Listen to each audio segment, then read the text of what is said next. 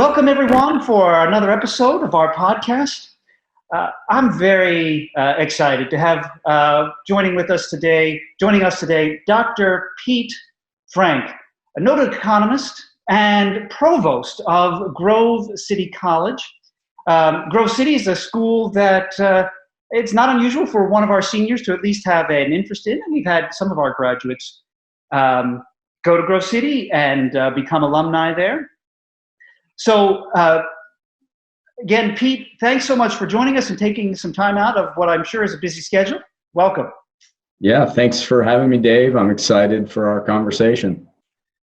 You know, I'm excited to have you, not just because of your many accomplishments, but also because, no one knows this, of course, but Pete and I go way back. We got to know each other, I think, maybe our sophomore, certainly by our junior year of college at Grove City. We graduated together in 1995.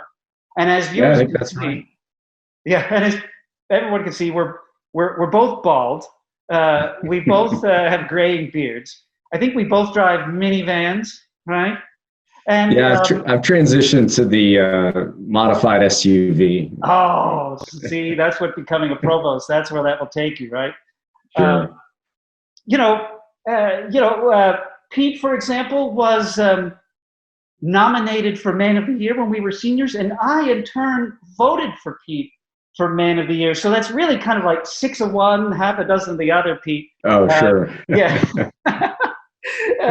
All right. So, Dr. Frank, but I'm probably going to call you Pete. Please do. Please do. All right. Very good. Dr. Frank, Pete, you ended up with a PhD in economics from George Mason University, which is just down the road from where we are. George Mason, of course, has economics department, has well-deserved fame. What led you to want to study economics, and eventually, of course, devote a large portion of your life towards pursuing that higher degree? Sure. Yeah, I mean, it obviously, or maybe not obviously, but it began at Grove City College. I walked in as a freshman, like many, pretty aimless in many ways in terms of what I wanted to study. And I took 2 economics classes my freshman year with a famed Austrian economist, Hans Sennholz. And it was in some ways a very rattling experience where you have this older, very well-respected, but very challenging and hardline professor, unlike any teacher I ever had in high school, who came in and kind of slammed the book on the desk and lectured in a way that I'd never experienced. But it drew me in. I mean, it was fascinating. Economics, studying kind of really how humans behave in a way and in society in a way that I'd never really thought about. All those connections, not just commerce and economic transactions, but socially, even familially. And it was just very eye-opening, Dave, and it got me hooked. And so, as you mentioned, I went on and did a master's degree in North Carolina, and then went to George Mason and actually did kind of an interdisciplinary PhD, both econ and public policy, and just loved it. Just not only the excitement of learning, but just all the different ideas and relevance that economics has to how you and I live every day just got me hooked. Pete, you mentioned the public policy aspect of your degree, which I had forgotten, but I do want to bring that up later in our talk. Sure. You mentioned Dr. Sennholz, and I also had him for a year in economics, and I agree with you. I never had anybody like him. Such a powerful personality, and saying things that no one had ever said before in a way that no one had ever said them. I don't know what you'll think of this impersonation, but which is not going to be very good. But when you go to Washington, by that he meant Washington, D.C., what do? You go to worship. Yes, you worship at the marble halls I was like, well, who is this person? What is he right. talking about? I found that Grove City, my experience there, one of the things that I think it did well was it had these professors kind of coming out of like left field, right field, whatever, that totally made me like rethink everything. Like totally would throw you in the deep end. Sure. Yeah. And that really helped a lot. I mean, did you, besides Dr. Senholz, did you have other professors like this? Yeah, sure. I mean, I took high school kind of marginally seriously, like many 17 or 18-year-olds, and didn't, pour into it by any means. And coming to Grove City and just being in an environment that, was so intellectually rich, and not to make that sound cliche, but faculty who were very excited and interested about their discipline, but not just from a standpoint of wanting to, pontificate about different ideas, but really wanting to, get students to grapple and think deeply about, different things that were both culturally significant, socially significant, from a religious Christian foundation standpoint. I had faculty, I took theology courses that were, just kind of blew me away because I had never studied those things before, never even really thought about them very deeply.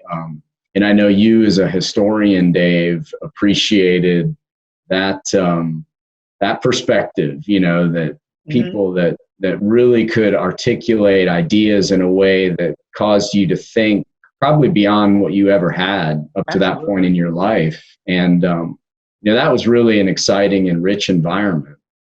Yeah, it's hard to duplicate. It is. And in a few days, I'm going to have Dr. David Moffatt as a guest. And he and I were history majors at college, and we both had, history professors that were unusual personalities and certainly had spiky sorts of personalities. Sure. And really, you specialized in turning people upside down. But it was a great experience for me, certainly. In the end, at the time, not always, but I agree. Yeah. Pete, you, before coming to Grove City as the provost, you taught at Wingate University, where you were the dean of the School of Business there, which of course is a prestigious position in its own right. What made you decide to want to come back to your alma mater to be provost of Grove City? And where do you see as the mission? Like, what do you want to do with your position now? Where do you want to see Grove City become in the next 5-10 years or so? Sure. Yeah, I mean, it was a very difficult decision. I spent a lot of time down in North Carolina at Wingate. I think there was several reasons, but, I think Grove City, just being at a place, and we may talk about this more, Dave, but being in a place that has this, this liberal arts core that is really central to what Grove City tries to do in terms of educating every student on campus, but then also having clear, professional pathways that, that students take that knowledge from, their core education into all sorts of fields, as you mentioned, engineering, business, education, psychology, you name it. But doing so, that core, that liberal arts core that is centered on a Christian, foundation, biblical Christian truth.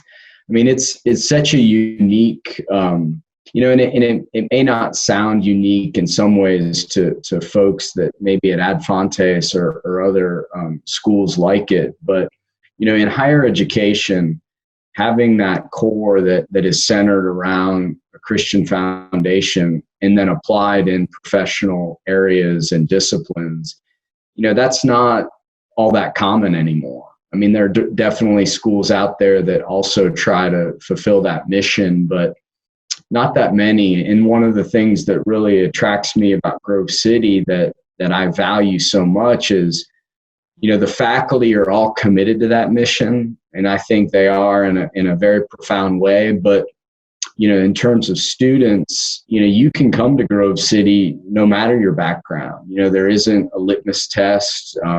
You can fulfill any denominational or religious perspective, and you'll be welcome. But you'll know coming in that the faculty are committed to a solid Christian foundation. And I found that even more unique, in the landscape of higher education, to have that kind of combination of a committed administration and faculty, but a very open faculty to whomever is in their classroom, and not trying to discriminate among people's perspectives, but really open their eyes to the foundational truths that you and I share.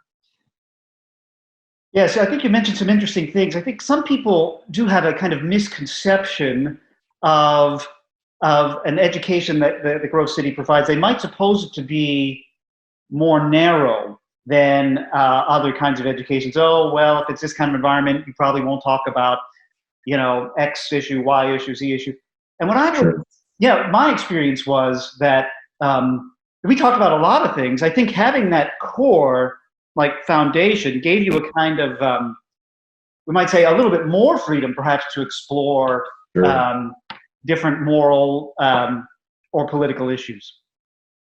Yeah, I agree. And it's a core that's cohesive around, an underlying theme, but that cohesiveness, in a sense, allows you to, I think, first kind of order your education in a way that does make sense, that is coherent across any, as it's applied across any discipline, so that you're not confused by some of the foundational truths, but then you can learn how to think and apply and use those tools or those truths in multiple areas. And I mean, that's what's so great about it is there is no shying away from, discussing or grappling with really difficult, complex issues in all sorts of fields, kind of with that underlying foundation as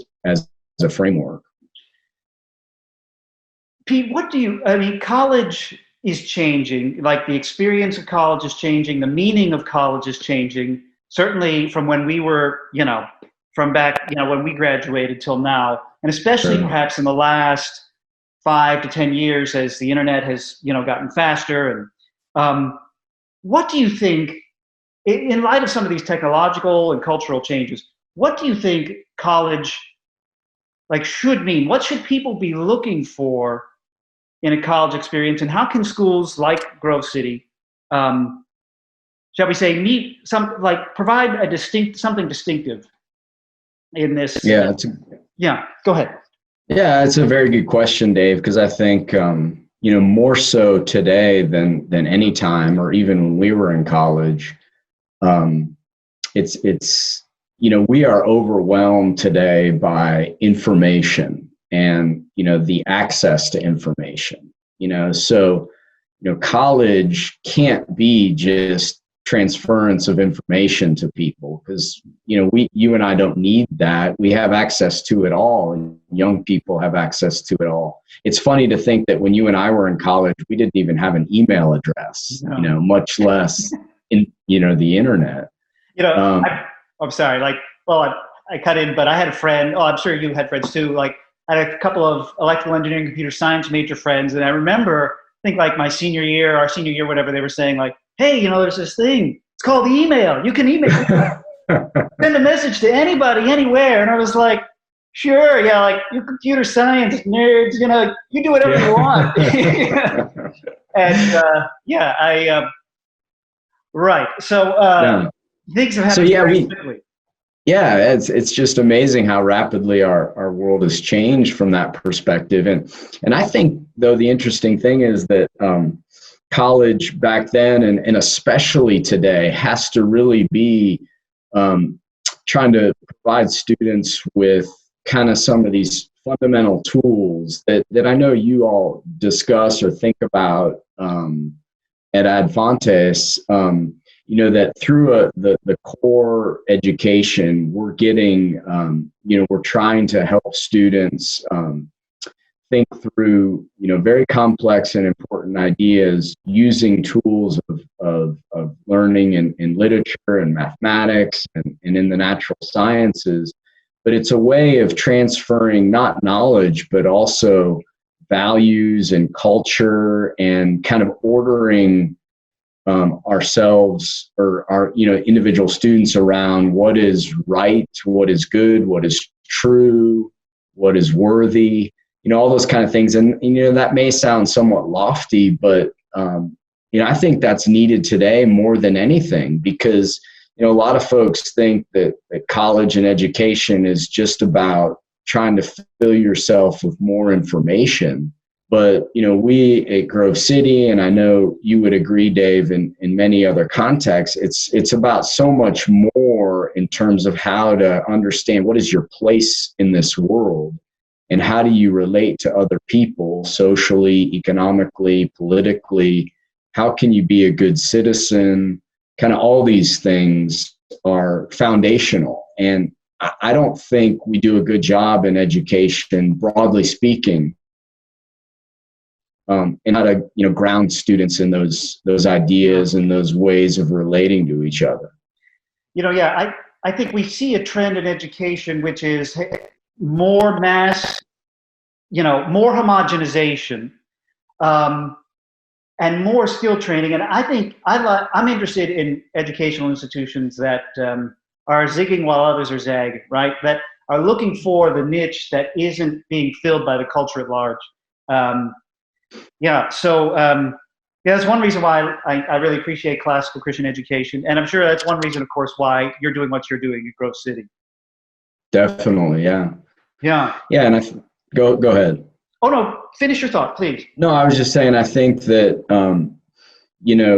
having that foundational kind of understanding that, like you mentioned, classical Christian education, it brings a really important cohesiveness, as I mentioned earlier, in terms of what we do. Because, when you try to order education around some other idea, right? Some, whether it's maybe, we want to order our education around globalization or global ideas or global culture, or we want to order education around some sort of theme that isn't grounded in, what you and I would argue is absolute truth. It does fall apart, because it's really hard for students to see, well, then how do I apply this idea to my biology degree? Well, I don't know, it's much more difficult. And so, that's what's unique about places like Grove City. And I think Grove City has distinctives and is unique compared to any other school. But, we certainly don't have a monopoly on, quality higher education. Sure. Great. Pete, at this time, actually, I notice my computer battery is draining very quickly. I'm going to have to pause, but we'll resume in one moment, ladies and gentlemen. One moment.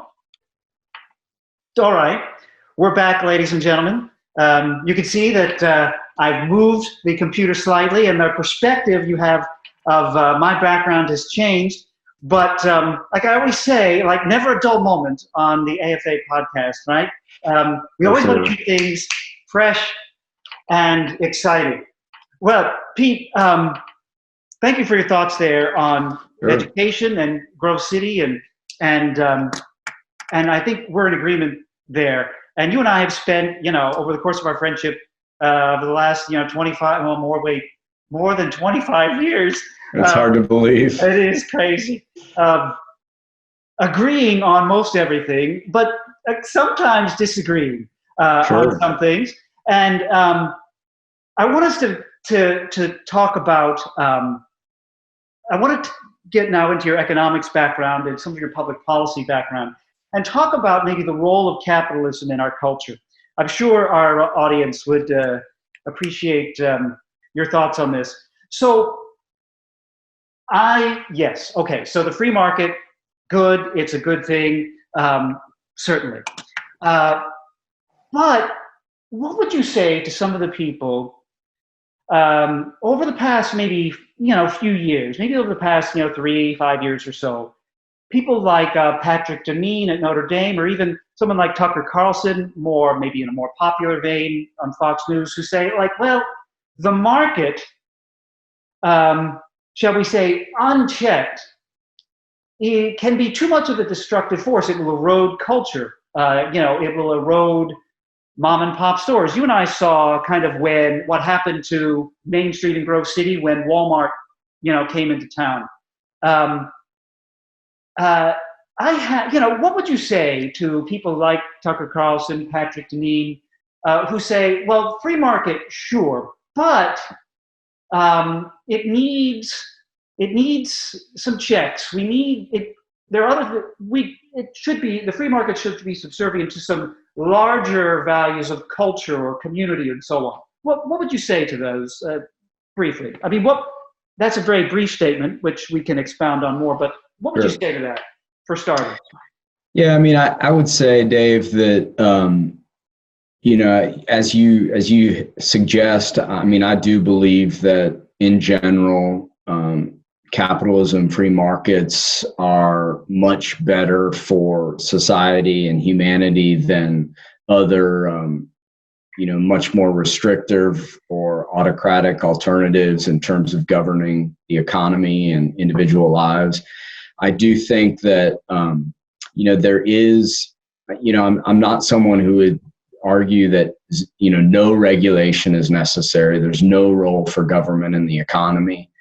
But I certainly have a lot of concerns and misgivings regarding to what extent, economic regulation is efficient. And I use that word efficient, but not to sound, overly kind of jargony regarding economic efficiency, but just efficient in terms of accomplishing the goals that you and I might share in terms of overall human flourishing, prosperity for as many people as possible, et cetera. And so I wouldn't say, absolutely no regulation is warranted, but I think the problem is, one of my professors talked about an analogy of, he liked to use the analogy of Michael Phelps as a swimmer.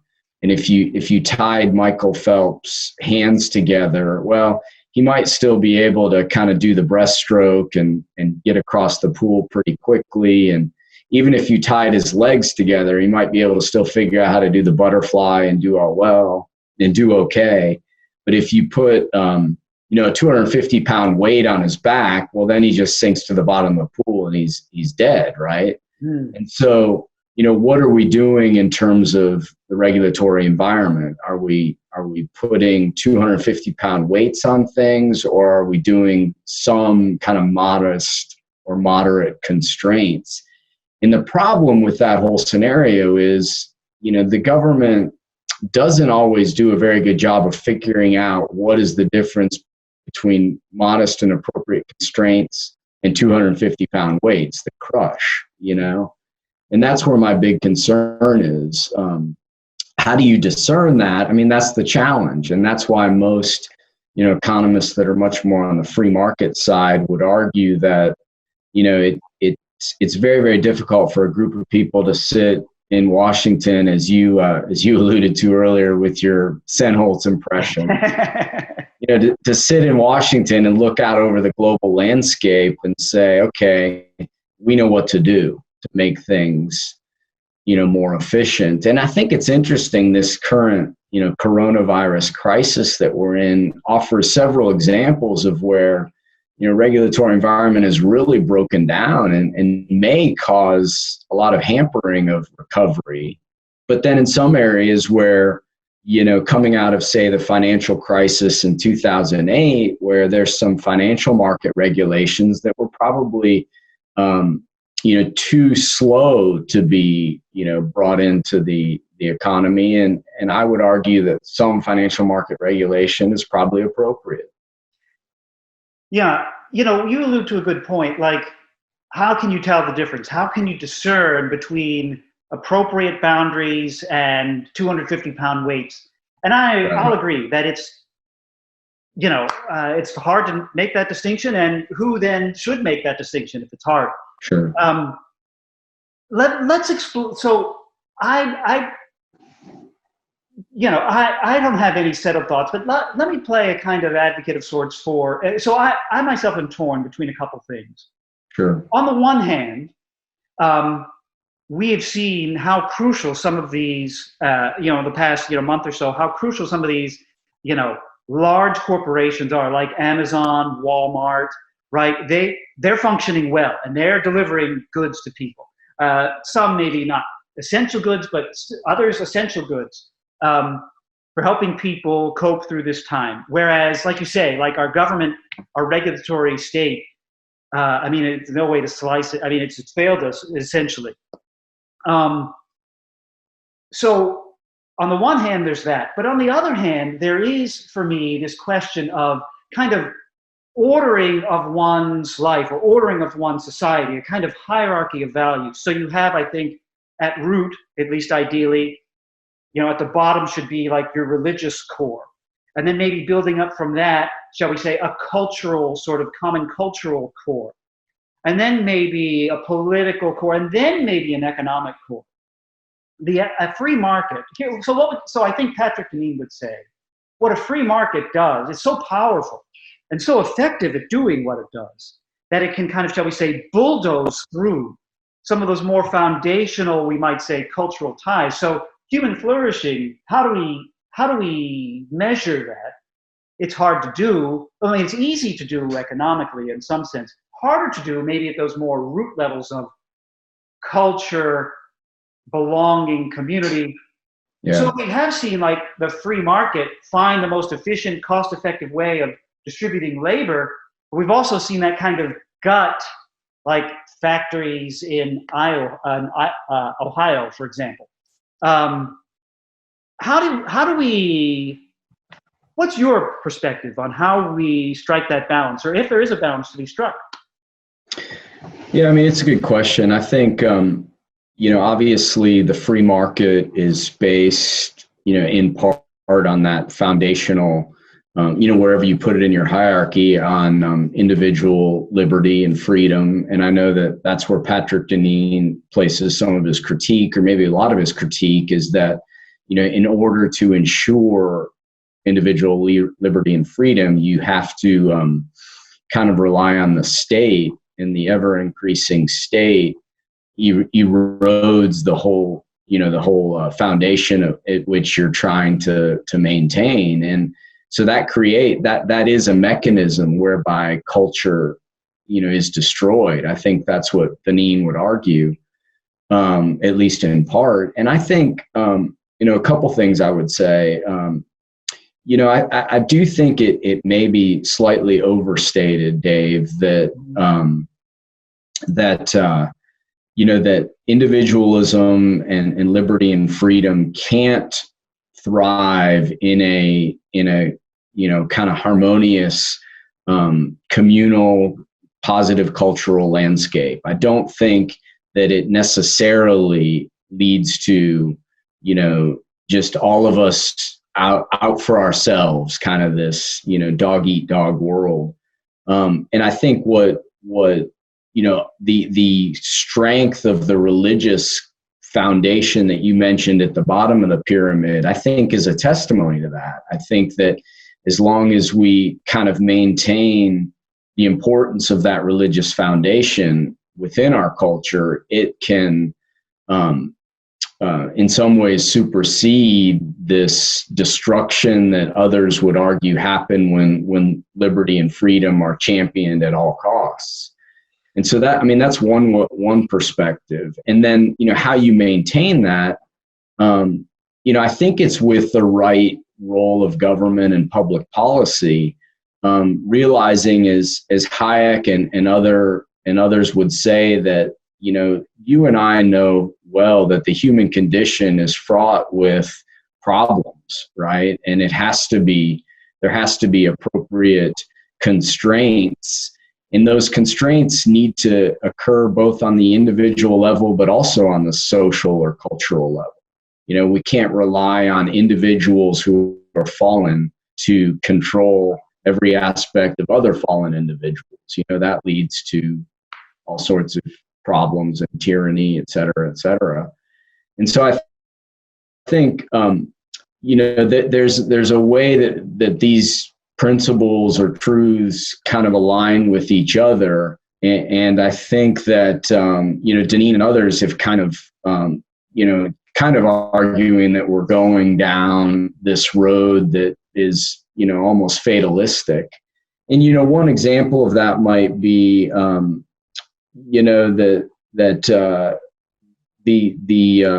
the individualism that Deneen and others argue that undermines the overall culture is not without the need of some constraint, but again, how we constrain that, the government's just bad at that. So here I was starting to say an example. One of them is the breakdown of the family. The government has done a lot in terms of social policy that some would argue they're trying to maintain, the strength of the cultural values that you and I would maybe advocate for, but they're doing it in a way that's actually undermining the cultural values. So whether it's through no-fault divorce laws maybe, or other family structural issues within the education policy, it actually hurts those who it's trying to help. And that's why I think we need to be very, very careful when we're trying to use policy to impact culture. And you see that all the time, and it's a problem, and it's something that we need to wrestle with, both people that value freedom and individualism and others that value more control and restraint. Yeah, I would say, you have good points. I would say this for someone, and I would encourage people to read Deneen's book, Patrick Deneen's book, Why Liberalism Failed. It's an interesting, quick read, whether you agree or disagree. I will say that I enjoyed the book, and I in general agreed with him. However, I will admit that the weakest part of the book is the end of the book, where he doesn't really, so what do we do now? And he really doesn't know. And I think you hit upon something that is true, and I think a valid critique, like, okay, so who makes the constraints? Who makes the decision? Because I think even Deneen would say it probably should not be Washington that makes that decision. Perhaps he might argue for a more robust federalism, but even there, that can break down too, because, Grove City isn't the same as Pittsburgh, isn't the same as Philadelphia. And sure. So how much fragmentation would he want? I don't know. But I will push back a little bit with this. What would you say? I think Deneen does argue that the individualism that, shall we say, the classical economist or the Austrian economist would promote will necessitate a large state to protect those liberties, because in fact those individual liberties can run against religious constraints, cultural, communal constraints. So you need, Deneen would argue, that big government, and that's the kind of catch-22, he would argue, of we might say the quote classical economist, the classical liberal economist, that they'll actually end up getting a big state in the end. What would you say to that? Yeah, I mean, I think it's a good point, and it's a good critique. I do think, though, that and maybe not just to make this kind of an abstract thought experiment, Dave, but I think that a state that enforces, those, what economists call institutions or rules that promote individual liberty, I think that they, at the federal, at the national level, the state level, those are much more limited than what we've allowed to happen at the state level. And so I guess what I would argue is, even a modified federalism to what you mentioned, or more even localized, kind of governance structure. I mean, I think that's where we need a lot more emphasis in our political arrangements. I think the state needs to uphold that, individual freedom cuts across, religious or ethnic background or any of those things, and that's why the state national government is really, really important to eliminate things like states that might choose slavery over another state or other, pure violations of individual rights. But I think it's much, much more limited than what we see today. And I think much more localized governance and policy, which has much more active involvement of the individuals in those contexts, are really, really crucial. And unfortunately, those things are kind of taken away by, federal mandates or nationalist policies. I mean, let's think of a crude example, or maybe not crude, but if a certain town like Grove City or Centerville, Virginia, if they wanted, if the citizens wanted to pass a policy that said we're not going to allow, something to come into our town, like say pornography, I mean, that should be a policy that you all can collectively debate and discuss, right? I don't think you need a strong state to do that. And I don't think that would be a violation of someone's individual liberty if a policy like that was passed in your town or my town. But should the federal government do that through some sort of censorship of language and speech? It's probably way too, significant of a slippery slope, right? Because that would translate into all sorts of censorship policy that may be very detrimental to a functioning, healthy democracy. So I don't know. I'm not sure that's the best example, but I do think that those levels of governmental oversight and structure are really, really important to this argument. So you don't think, so real briefly, we should probably wrap up this topic here, but maybe we presume when we see each other again in June. Sure. Hopefully we'll see each other in June. You don't agree then with Deneen's argument that it's this very, it's these very principles that many, we might say, Austrian economists champion that erode the chance of local governments? Well, I think they do, but I think they do because there is no restraint. I mean, I think Deneen's point is correct that when you have a large national state government, you're going to quickly see the erosion of individual liberty. But I think the problem is that the structure of the national or state government is such that it doesn't provide, there aren't enough constraints put on it by the way it's structured.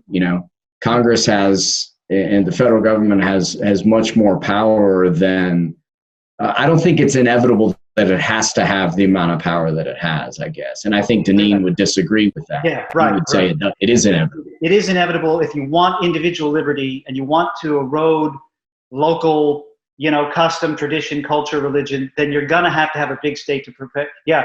So it's an interesting debate. It is. You say it's not necessarily so. I think Deneen would probably say it is necessarily so. Yeah, I agree. Yeah. Yeah. Okay. Great. Well, I encourage all of our listeners to explore this topic. I think it's an interesting one, especially as we'll see what the fallout will be from, our current situation with the virus. And here I'd like to pivot again to our final segment, because Pete, your PhD in economics involved not just a theoretical dimension, but a public policy dimension. And, who can say, I don't have a crystal ball, you don't either. Who can say where this might end up? But I think we're already seeing certain tensions emerge between, different regions affected differently, different people responding differently to quarantine orders. What might happen next And we have so that's one, like maybe with state, national government, and even local governments, as New York considers what to do next, right? New York City is going to be very different from Rochester, and how do they navigate that? And then also, there's going to be a very tricky decision between, shall we say, opening things up before we have a vaccine, and how do we do that? And how should we think about the hierarchy of values in terms of people's health and our healthcare system and people's jobs and so on? As an economist, trained, not just in the theory of it, but in the public policy of it, what if you could wave a magic wand and chart a path forward for us, what would you say we should do? Yeah, I mean, that's a great question, Dave. And I think what makes it challenging is, there's maybe pure, simple, maybe not simple, but pure economic answers. But, when you add in this situation with virus and the epidemiology of it all, it makes it pretty challenging to think through. But I do think there are some lessons that, we can see in terms of, the shutdown, restricting activity for a time has been important, that we've done this. Allowing more localized decisions of when things begin to open up, I think will also be important. And whether that can happen on the truly hyper local level or just the state level, I think is maybe a little bit more difficult, because there is so much overlap, right, from state to state. And if Pennsylvania chooses something and New York chooses another path, can you keep people from flowing across those borders, et cetera? That's a challenge. But I also think that, the people that are most negatively impacted by what's going on right now in the economy are the people on the lower end of the economic scale. And I think that's, part of the sadness and tragedy of this all is some of the decisions that are being made and that have been made are really, hurting those who need the most help, in a sense. And so being very wise and judicious about how we reopen the economy, but realizing that, every day that goes by has a significant negative impact on a huge class of the population, I think is something that may be a little bit lost on some in Washington or that are making these policies. But if I were to be able to wave a magic wand, as you said, I would, do everything I can as a government to spend the dollars that they're spending on making sure we have adequate testing that's freely available for anyone and everyone. And therefore you can get people who are much more healthy out in functioning, working in the economy, that may have already had the virus or have antibodies protect them, that can be, getting things going much more quickly. I think testing is one of the most important things in this environment, much more so than just spending money on trying to, even send people checks so that they'll spend money on televisions and rent or whatever. I mean, there's a role for that, but it may be at the detriment of some of these other more medically related answers that could get us moving much more quickly in terms of being able to socially congregate and relate again to each other. Again, that's part of that is economics. Part of it is the whole viral situation that I'm not by any means an expert in, but I know that we need to get things going, and we need those who are safe, protected from this virus, or very unlikely to be negatively impacted by it, to be out there operating in the economy, opening up their stores, and just blanket shutting down businesses that don't even require people to congregate or gather in groups at this stage seems to be a little bit, heavy-handed, I guess I would argue. Yeah. So one of the things that might come into conflict here, I'd be curious your thoughts on this. Um, uh, neither one of us are, let's just have a huge federal government kind of people, although we might have different ways of trying to get to that point. But, um, Sure. I think everybody would like the economy opened up again as fast as it could reasonably be done so. But that might, like you say, require testing. And that might, like, do you have the government, shall we say, use its power to require you to get a medical test to open up the quote free market again? I mean, how do you see that balance? Because I think I agree with what you said. We can get testing done. We can get quote healthy people out there. Um, but would you have to be healthy to go shop there? Would you have and how would you know? You'd have to require it. And would that not perhaps expand the police power of the state? Maybe that's necessary for a time. Um, Sure. Maybe that's too big of a cost to pay. What would you say to that question? Yeah, I mean, it's a little bit scary for me to argue, Dave, that we're going to have this kind of police state testing scenario go on. But on the other hand, I do think that, we are in such a unique time. I mean, in this pandemic, I mean, it's nothing like this has happened in my lifetime that I know of. Probably, you can't remember as well. The economy shutting down due to a virus. But this could become a new scenario. What if a new virus pops up every 3 or 4 years?